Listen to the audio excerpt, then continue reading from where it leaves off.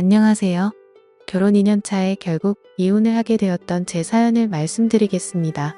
일단 이런 비슷한 일들로 며느리 못 쫓아내고 아내를 괴롭힌다는 얘기 많이 들었는데요.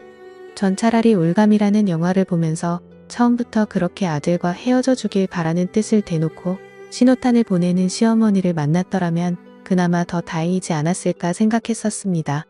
어느 한쪽이 아니라 거부를 해도 그런 비정상적인 관계는 손뼉도 마주쳐야 소리가 난다는 말이 딱인 걸 다 아니까 말이죠. 애초부터 그런 관계를 알았더라면 제가 겪은 2년이라는 결혼 생활은 이틀도 안 갔을 겁니다. 저의 경우는 시어머니가 아들은 언제나 자기 차지이고 집에서는 둘이 연애하며 살듯이 지내면서 제3자가 보기에는 나라는 평범한 아내가 아들 옆에 있는 정상적인 모습으로 보여지길 바라는 경우였습니다. 하여 시어머니가 대놓고 괴롭히진 않고 어디에선 놓였다 저기에선 조였다 헷갈리고 은근히 숨통을 조이게 하는 방식으로 어딘가 숨어서 조종하며 괴롭히는 듯한 그런 느낌을 2년간 받았습니다. 전 남편과 저는 의약제품 회사에서 사내 연애 커플로 2년을 만나며 결혼했습니다. 전 남편이 외동 아들로 홀어머니 모시고 산다는 것은 이미 알고 있었고요. 그의 친누나가 있었는데 결혼해서 분가하며 산다고 했고 연애할 때부터 은근히 누나 얘기를 꺼내면 안색이 안 좋아지거나 말을 돌리고 무조건 따로 산다고 모르는 식의 자세를 보였습니다. 오늘 관계가 별로 좋지는 않구나 대수롭지 않게 생각했었고요. 저는 친남동생 1명과 부모님 2분 다 계셨고 서로 아무 문제 없고 양쪽 집안에서도 연애하며 몇 차례 식사 자리도 갖고 결혼하는 것을 당연한 것으로 여겼기 때문에 별 탈 없이 결혼을 할 수 있었습니다. 상견례 자리에서 못 본 전 남편의 친누나가 결혼식에서도 보이질 않았다는 것 빼면 그 어떠한 의심도 안 들 행복한 결혼이었습니다. 처음부터 전 남편의 홀어머니를 모시고 살 생각을 갖고 있었고 결혼하자마자 남편 집에 들어가 살았습니다. 들어간 지 일주일 정도 됐을 때인가 시어머니가 기특하다며 낯선 환경에 적응도 잘하고 함께 이렇게 행복하게 살았으면 좋겠다고 말씀하시길래 어머님도 이대로 쭉 건강하셔서 오래오래 저 효도 많이 받고 사세요. 이렇게 말씀드렸더니 갑자기 정색하시면서 이러시는 겁니다. 아직 70살 80살 먹은 병든 노인네도 아니고 건강이 이상 없고 나 정도면 당연히 건강한 거지. 그걸 왜 꼭 그렇게 되지 않길 바라듯이 말로 강조를 하냐. 그리고 시어머니 앞에서 저희란 말을 어떻게 쓸 수 있냐. 저희라는 말을 쓸 수 있는 더 깊은 관계는 당연히 나이지 않겠냐. 그리고 효도란 말하지 말아 듣기 하나도 안 좋다. 나도 지금 한참 활동할 수 있는 나이에 아들과 함께 여기저기 다니며 나도 아들에게 무언가를 해줄 수 있는 능력이 되는데 너가 뭐 얼마나 잘나고 능력 있다고 나한테 효도란 말을 짓걸리냐 이렇게 말씀하시는 겁니다. 눈 하나 깜빡이지 않고 얼굴을 들이대시며 속사포 같은 말을 하니까 저는 그냥 벙친 채로 듣고만 있다가 울먹이는 목소리로 죄송하다고 하고 깜짝 놀라 방 안으로 들어갔던 기억이 납니다. 그 후로 결혼 생활이 하루 이틀 지속되면서 저는 그 집안의 병풍 같다는 느낌을 뼈저리게 받아야 했습니다. 그 집에서는 신문을 2가지를 시켜봤는데 셋이 모여있을 때 밥 먹을 건 다 먹고 딱히 할 일은 없고 할 때 제가 과일을 깎아 내려놓고 시어머니와 전 남편이 각각 신문을 보고 있으면 저는 전 남편 옆에 앉아 전 남편이 보고 있는 신문을 몸을 좀 가까이 대며 함께 보았습니다. 그럼 시어머니께서 곧바로 우리가 보고 있는 신문을 탁 치시면서 신문을 2개만 시키니까 새아기가 좀 그렇겠다. 아들 이쪽으로 오고 새아기는 너가 보던 신문 보라고 해라고 하면 남편은 절 보지도 않고 신문을 저에게 건네주고 시어머니와 1인용 소파에 둘이 끼고 앉아 함께 신문을 봅니다. 그러다가 시어머니가 다리를 꼬아 위쪽에 들린 맨다리를 반바지를 입은 남편 존바리에 비비며 안겨있는 식으로 신문을 보는 것입니다. 그렇게 되면 거의 시어머니가 전 남편에게 폭 앉혀있는 자세가 되고 남편의 팔은 자연스레 시어머니를 감싸며 신문을 드는 식으로 그렇게 보더라고요. 아들한테 과한 애교 부리는 시어머니의 모습 보신 분들 있으시면 막말로 얼마나 역겨운지 아실 겁니다. 남편의 키가 179 정도였고 시어머니는 저보다 좀 작으셨으니 158 내지 159 정도 됐을 겁니다. 저녁을 차리고 있을 때 남편은 부엌에 맞은편에 있는 베란다에서 담배를 태우고 있었습니다. 그때 시어머니께서 몰래 까치발로 전 남편 뒤로 갔더니 막 하고 깜짝 놀래키는 겁니다. 그럼 남편은 시어머니 장난을 받아주듯 장난식으로 괴롭히려는 자세를 취하고 시어머니는 굉장히 바라고 있다는 듯이 아들도 엄마 가슴 만지기만 해봐 이러면서 귀여운 척을 해대고요. 그럼 남편은 그 말 듣고 시어머니를 잡고 가슴팍으로 머리를 막 들이밀면서 장난을 치더라고요. 그때 제가 부엌에서 고개 돌려보고 있으니까 시어머니가 저를 힐끔 보시면서 전 남편한테 하지 말란 식으로 얘기하며 은근슬쩍 저를 약 올리려고 하는 듯이 행동을 하더라고요. 저런 상황들이 계속되니까 딱히 싫다는 눈치도 안 주고 괴롭히거나 내쫓으려는 행동도 안 하고 잔소리 또한 없으시고 정색 안 할 때는 말 하나하나 따뜻하게 말씀하시긴 하는데 마치 집안에서의 상황은 남편과 시어머니가 서로 좋아 죽겠는 신혼 초창기고 왠지 제가 그걸 어쩔 수 없이 보게 되는 시어머니가 된 듯한 그런 느낌이 들고 어쩔 때는 한참 연애 중인 친구 커플이 함께 있는데 제가 그 친구와 베프여서 친구가 저를 데리고 다니는 듯한 그런 제가 꼽사리를 끼거나 병풍 같은 느낌이 들더라고요.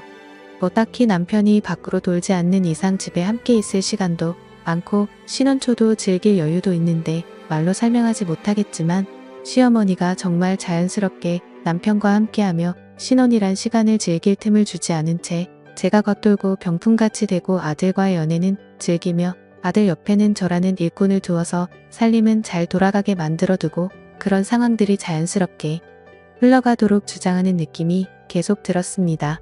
차라리 시어머니가 저를 헤아려하거나 잔소리나 트집 잡는 게 심하다거나 하면 최근 한 남편 바로 붙들고 무언가를 토로하며 얘기를 하겠는데 이건 뭐 이상하긴 한데 막상 말하려고 치면 말할 것도 없을 뿐더러 저만 이상한 여자가 될 것 같고 그래서 말 못하고 저 혼자 의기소침해져 있거나 뚱해져 있고 신혼 초인데 어째 갈수록 깨가 쏟아지는 사이는 시어머니와 전 남편의 관계였죠. 셋이서 어디를 놀러 갈 때에도 시어머니께서 웃으시며 손을 내밉니다. 새아기 잃어버리지 않게 꼭 붙들고 가야지 하며 남편을 보고 그 특유의 애교 섞인 표정으로 귀여운 척을 합니다. 그런 며느리 잘 챙기는 엄마가 예뻐 죽겠는지 남편은 시어머니가 사랑스럽단 표정으로 웃고 그렇게 되면 시어머니는 가운데 양옆으로는 저와 남편 이렇게 걸어가게 됩니다. 시어머니는 저와 손만 붙잡았지 아예 몸은 남편에게 틀어진 채로 어디 손짓하며 둘만 얘기하고 저는 소화당하고 가다가 이웃이나 아는 사람을 만나면 시어머니와 제가 손을 꼭 붙잡은 걸 보시며 어쩌면 이렇게 고부관계가 좋을까 칭찬이 자자합니다. 가끔은 남편이 출근했을 때 시어머니 친목 모임에 절 데리고 나가셔서 소개와 인사만 간단히 시켜주고 저보고 집에 바로 들어가라 했습니다. 남편이 오면 이렇게 말을 합니다. 친구들에게 소개시켜 주었다. 그런데 그 친구들은 새아기를 외적으로도 내적으로도 교양과 품위가 없어 보인다며 무척 싫어하는 눈치를 주기 위해 새아기 민망할까봐 얼른 집으로 보냈다. 새아기 보내고 친구들에게 우리 며느리 그러 내 아니라고 입이 닳도록 칭찬하고 겨우 친구들 마음 돌리느라 많이 애먹었다. 이렇게 착하고 예쁜 새아기를 왜 사람들은 전부 다 흉을 보는지 모르겠다. 남편은 그 얘기를 듣고 남들에게 흉 듣고 다니는 저를 안쓰러우면서 한심한 눈빛으로 보고 시어머니는 못난 며느리 거두어주고 다니느라 애쓰는 천사 보는 듯한 눈빛으로 보더라고요. 결혼한 지 얼마 되지도 않아 정말 전 존재감 없고 화창고 별 볼 일 없는 여자로 전락해 갔습니다. 그런 상황들이 쌓이며 시어머니가 호의를 베풀수록 남편 앞에서 저는 한심하고 작게만 으며지는 아내가 되었고 제 스스로도 자신감을 점점 잃어가며 우울증까지 오기 시작했습니다. 정확히 속을 터놓을 만한 이유도 모른 채로 점점 숨통이 조여오고 가슴이 답답해져가고 나도 무언가의 이유를 찾고 소리라도 지르던가 한번 발광이라도 해서 무엇인가를 터뜨리고 싶은데 그럴 만한 명목 하나 없으니 그게 더 미칠 노릇이었습니다. 남편과의 잠자리 또한 신혼여행 이후로 한 횟수가 20번 내라면 믿으시겠나요? 그 적은 횟수의 잠자리도 신혼여행을 제외하면 하다가 전화가 오거나 남편의 피곤함 때문에 자꾸 사소한 이유가 생겨 제대로 되지도 않았습니다. 임신 또한 전혀 소식이 없었고요. 남편과 시어머니는 이상하게도 임신 문제에 대해 일체 언급 한 번을 하지 않으시더라고요. 어느 날은 잠결에 남편이 베란다에서 통화하는 소리를 들었습니다. 통화 내용은 입에 담기도 역겨운 말이었습니다.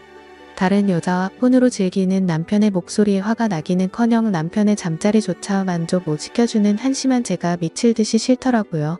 밤새 몰래 울다가 아침에 일어났을 때 남편이 세안을 하러 간 사이에 남편 폰을 봤습니다. 온갖 생각이 다 들더라고요. 저는 결혼하며 그만두었던 회사 사람이 아닐까 하고 핸드폰 통화 내역을 보았습니다. 그런데 새벽에 통화한 사람은 엄마라 저장된 번호뿐이다군요. 주변 사람이 불편할 정도로 심하게 애틋한 관계인 줄은 알았지만 이렇게 직접적으로 이상한 교감까지 하는 아들과 엄마 사이일 줄은 꿈에도 생각 못했습니다.